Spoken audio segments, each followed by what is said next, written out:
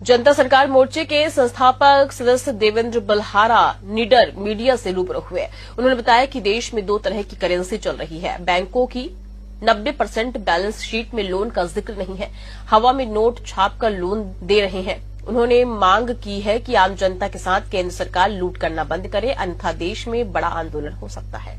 जनता सरकार मोर्चा के संस्थापक देवेंद्र बल्हार निडर ने आरोप लगाया कि केंद्र सरकार और रिजर्व बैंक के नागरिक ठगी का शिकार हो रहे हैं। रिजर्व बैंक के पास भारतीय वैध मुद्रा का लिखित दस्तावेज नहीं है। भारतीय दस्तावेज के अनुसार भारतीय मुद्रा की 1 रुपए की कीमत 777 मिलीग्राम शुद्ध सोना 6300 रुपए के लगभग है।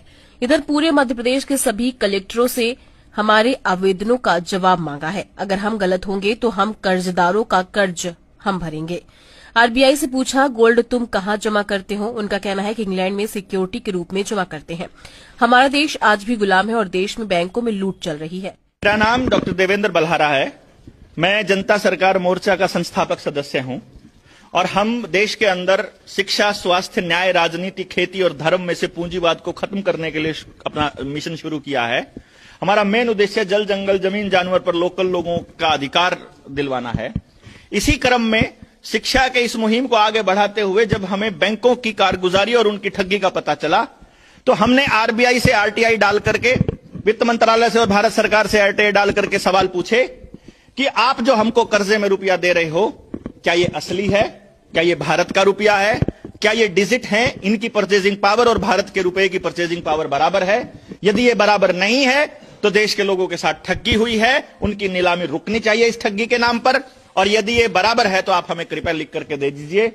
दुर्भाग्य की बात यह है कि पता नहीं किस दबाव में आकर के प्रशासन, एडीसी, एसडीएम, तहसीलदार आदेश जारी कर रहे हैं लोगों की जमीनों की कुर्की के और उनकी नीलामी के।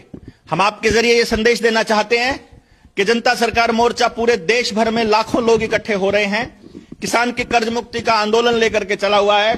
यदि आप लोगों ने विधि पूर्वक सही से जवाब नहीं दिया तो बड़ा आंदोलन होगा और जितनी सरकारें होंगी सब गिर जाएंगी। उन्होंने मांग की कि आम जनता के साथ केंद्र सरकार लूट करना बंद करे, अन्यथा देश में बड़ा आंदोलन हो सकता है। EMT news, Bhopal.